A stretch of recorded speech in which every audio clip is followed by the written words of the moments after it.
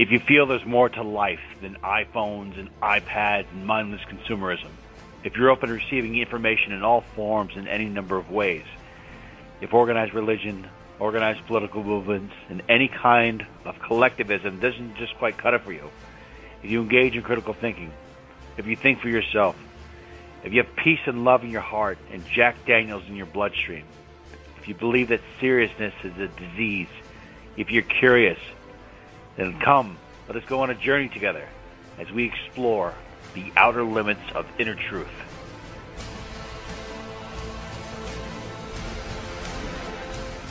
Welcome to the Outer Limits of Inner Truth radio show, OuterLimitsRadio.com. I'm your host, Ryan. Tonight, we'll be devoting an entire show to predictions in the year 2015, and we're all in for a real treat on this one. In addition to the predictions by our virtues, we will also be featuring insights by some of our previous guests, as well as some of the most powerful visionaries in alternative media. These individuals include Gerald Celente, Chris Duane, Michael Rivero, Gregory Manarino, Teal Swan, and George Kavasilis. The last part of our show will feature what can only be described as an epic painting of humanity's future by Dr. Darrell Robert Schoon. These individuals are not only filled with wisdom beyond their years, but these are individuals whom I personally have a deep love, respect, and admiration for. To offer their insights to you tonight is a humbling honor that words cannot describe, and we are all incredibly grateful. Since we have a lot to cover, let us begin tonight's show. Joining us now is Gerald Celente, founder and publisher of the TrendsJournal and TrendsResearchInstitute. This gentleman is a martial arts and black belt when it comes to predicting trends and seeing the future. Mr. Celente, welcome to the program again. Oh, thanks for having me on. Got it. So what are your top predictions for 2015? Well, you see some of them coming if you look closely. One of them, of course, the price wars. What's going on with oil prices? A lot of people think it's a conspiracy to hurt, Iran and Russia, and they're driving down prices. It's bigger than that. When you look across the board at commodity prices, many of them are at 5-year lows. It's because of demand. So you're going to see, we already saw it actually, with Christmas sales for Black Friday. They were down 11%. It was supposed to go up 4.1%. So we're going to see a lot of price pressure in 2015. And along with that, you're going to start seeing a real slowdown in the global economy. It's in front of everybody's eyes. You're seeing China readjust its growth rate to about 7%. I mean, that sounds good for the United States and European countries, but not good for China because they have to grow at 7.5 just to keep things, from not overpowering the government, because the greatest threat to China is not Japan or the United States, it's its own people, and there are 1.2 billion of them, so you better keep them happy. Huh. And then when you look at the other trends that tie into this, is what's going to happen when the economy does start to slacken. Well, one of our top trends, and it's written by Nomi Prinz, of course, who wrote that wonderful book, All the President's Bankers. This is not capitalism anymore in the United States. It's bankism. And that's a term that we coined, in the sense that it's capitalism, there's no such thing as too big to fail. With bankism, you bail out the banks because they're too big to fail. So they're dumping all this cheap money into the system to keep the Ponzi scheme going. So bankism is definitely a trend that we're going to see more and more action taking place, whether it's in China with them lowering their interest rates to keep it going, that bank, whether it's the central bank in the ECB, the European Central Bank, doing what they can do to keep the Ponzi scheme going, Abenomics, the Bank of Japan, doing what they're doing, the United States Federal Reserve Bank. So it's bankism, and bankism is going to play a big part. So I just want to jump in for 1 second. This TrendsJournal is fantastic. I've been reading it for a while, and one of the things I really found intriguing about this particular one was that you predict trends by looking at the past, and it seems that you pointed out something saying the game is so rigged that there's nothing really to compare this to in a historical sense. Can you please elaborate on that a little bit more about how badly the game is rigged, and where do you see this particularly going? Is this something that's taking you out of your element in terms of being able to see a trend because of the mass manipulation? Yes, it makes it very difficult because they're playing, games, schemes undreamed of. I mean, we know they manipulate the LIBOR rates. They did that at over 700 trillion. 700 trillion. They rigged the forex markets at 5.3 trillion a day. And by the way, this article about the grand manipulation, rigged, is being written by Dr. Paul Craig Roberts. Of course, I'm sure your listeners know who he is, the former Assistant Treasury Secretary under Ronald Reagan.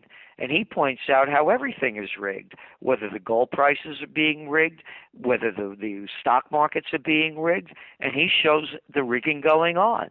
So we don't have good indicators, so it causes us also to make forecasts that are not timely, because we would have thought this thing would have collapsed 2 years ago, at least. But who knew the game's going on behind the scenes? Okay. And who could have believed, for example, I talked about bankism, that the European Central Bank would come up with something like negative interest rates? You want to keep your money in the bank? Yeah, it's going to cost you. Now, you can't make this stuff up. It's pretty amazing. You know, I'm intrigued by the fact that the economic forecast and that the world economy is slowing down. Yet, if you look at the youth of America, there seems to be so much ingenuity, and they're so passionate and so creative. So I find it amazing that you have all these people that have all these ideas that are very ambitious, yet their ideas don't seem to materialize or reach economic pegs. Because if you have all this creativity, all this innovation, people willing to work hard, why doesn't that translate into a stronger, robust economy? Because that's why you have to read the TrendsJournal, because then you look at our top trends, and it's takeover. They've caused monopolies. They've created monopolies in virtually every industry. And you look at the share of market that the majors have. They've shut everybody out, thanks to people like Slick Willie Clinton, who gave us the kill the communications industry. They did the Glass-Steagall Act, kill the banking industry. They killed the Robbins-Patman Act, Sherman Antitrust Act, and the Clayton Antitrust Act that made it a level playing field and America the land of opportunity.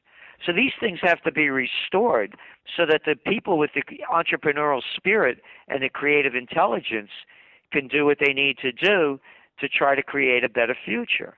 And we see that starting to happen, by the way. You're seeing the blowback come in many ways. And it's not only in the United States, it's global. There are protests going on around the world. So we're going to see 2015 as really the game-changer year. That's the way we see it. Okay. I want to quickly point out to the listeners that Mr. Celente has made some really amazing predictions over the course of, especially the last 25 or 30 years. One of the ones that really stands out on my mind was the one where you were talking about the passion for natural food. And this is when McDonald's had the profits at an all-time high, and now we're seeing that totally come to fruition. And you make this one really amazing trend that you talk about, saying that there's going to be this new passion to move away from fossil fuels. And you talk about that, and then you also talk about the youth of America really rediscovering the Renaissance. Can you please elaborate on those two trends? Yes, we're not going to call this any more alternative energy. It's going to be a dominant energy.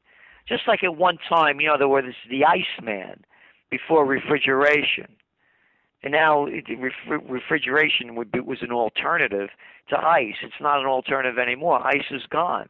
And when you're looking at what's going on in fossil fuels, this may be the beginning of the end of a lot of it.